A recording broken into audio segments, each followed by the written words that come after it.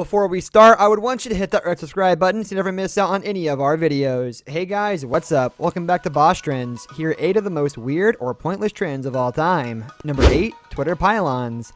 In Shirley Jackson's 1948 short story The Lottery, the inhabitants of a small town gather every year to randomly stone someone to death. If only Jackson had known about Twitter, it's much more efficient. One recent Twitter pylon started when a woman in South Dakota questioned the literary merit of a young adult novel in her alma mater had considered assigning as student reading. The book's outraged author and her friends, successful writers who ought to know better, spurred her fans into a mob, which hounded her one-time critic into hiding. It seems fitting that the worst online witch hunts often involve the YA literary community. After all, many YA novels are set in sinister, near-future dystopias, so readers feel naturally at home on Twitter.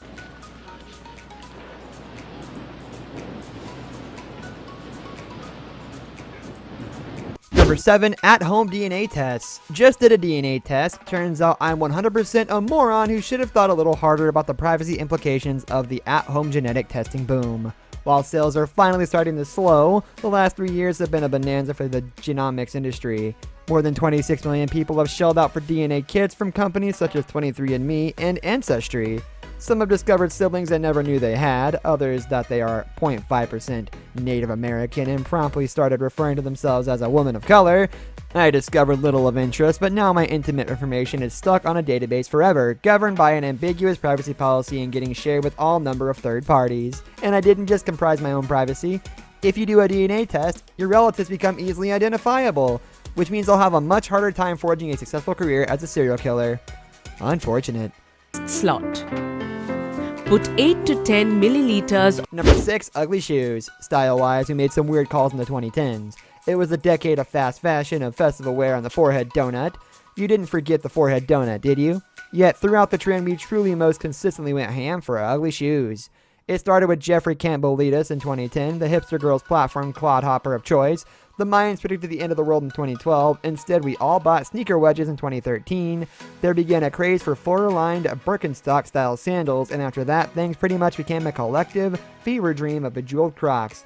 The Seinfeldian silhouette of the Balenciaga Triple S Yeezys, orthopedic-looking Gucci sandals, and the occasional Ugg fluff slide, a debauched outdoor slipper fetish object type thing. Have this little protection here.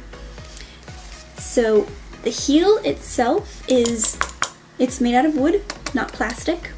Number 5, smart homes. It is one of the bleaker ironies of the decade that even as trust in technology companies plummeted, tens of millions of Americans invited Google, Apple, Amazon, and Facebook to install always-on listening devices in their homes. A quarter of U.S. adults now have a smart speaker in their homes, a truly astonishing example of our collective willingness to trade privacy for marginal convenience. And that's just a surveillance that consumers are subjecting themselves to. The other half of the equation is the vast network of smart doorbells and security cameras that homeowners are increasingly training on unsuspecting neighbors, pedestrians, delivery people, and trick-or-treaters. Thanks to Amazon's aggressive courting of law enforcement agencies, Ring users are being deputized into a deeply dystopian public-private spying partnership. This system is user familiar. We talk about user friendly, but when something's user familiar, you just know how to use it. If you want to play a song, just pull up your favorite music service. Number 4, the Instant Pot. The inventors of the Instant Pot are geniuses. They took ye olde pressure cooker, one of the least sexy kitchen appliances of all time, stuck the word instant on it, and presented it as some kind of revolutionary new product. There's now one in basically every millennial kitchen, including mine. Within about 5 minutes of buying it, I realized I've been had. There's nothing instant or simple about it at all. The thing has about 90 buttons on it and is vastly more complicated than cooking food the old-fashioned way. But you can make yogurt in it. It's Acolyte's Roar. Yep, if you have 12 hours to spare, you can. You can just also buy yogurt from the shop, and don't even get me started on this oatmeal setting. Or you'll have to cook it. Now, because I'm gonna make Number 3, Instafilters. If you haven't cocked your head slightly to the left, wine glass in hand, clinking glasses in a cheers motion back and forth on repeat, did you even drink said wine?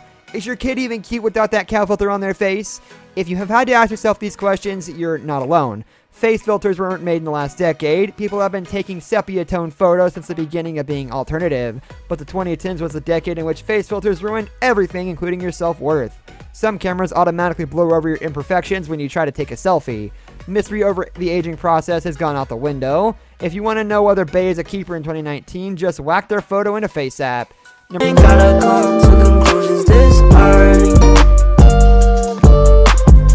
Number 2, workout cults. A brief glance through the decade's film shows we have had more than a passing interest in cults, but joining an actual cult has downsides: alienation from loved ones, orgies, poverty and ingestion of strong hallucinogens, and even mass murder, although in fairness, some of those could have been seen as upsides, so it's perhaps no surprise that many of us decided to join a more palatable form of cult. In the form of specialized exercise classes, CrossFit, SoulCycle, and most recently, Peloton offer the charismatic leaders, creepy evangelism, and clean living out of certain cults. And if we're going deeper, a belief system in societies where religion is on the decline, without the bit where you have to kill people. Go all the way down, lift that chest up, and back. Number 1, social media challenges. This decade's social media challenges have always had strange masochistic elements to them. Whether it's the deceptively hard cinnamon challenge, the potentially fatal fainting challenge, or the truly messed up Tide Pod challenge, and who can forget the Momo challenge. There were altruistic offshoots like 2014's ALS Ice Bucket Challenge, which was arguably the biggest of them all. It did a lot of good, but unfortunately it was something of a Pandora's box, as it was the first to get the attention of so many celebrities, leading to some of the most painful name dropping and showing off of the decade. Without the Ice Bucket Challenge, there probably wouldn't have been this year's Bottle Cap Challenge, which wasn't raising awareness of anything. You just had to kick the cap off a bottle. It was entertaining the first couple of times, but it quickly became a highly competitive cloud off for celebs, reaching an obscenely luxe nadir when Kendall Jenner posted it while riding a jet ski against a soft pink sunset, captioned, "You asked for it," at Hailey Bieber. This brings us to the end of our video. I hope you enjoyed it. Hit like if you did, and don't forget to subscribe to our channel so you never miss out on any of our videos in the future. Also, watch the 2 videos that are on your screen because I'm sure you'll love them. With that, I'll see you in the next video.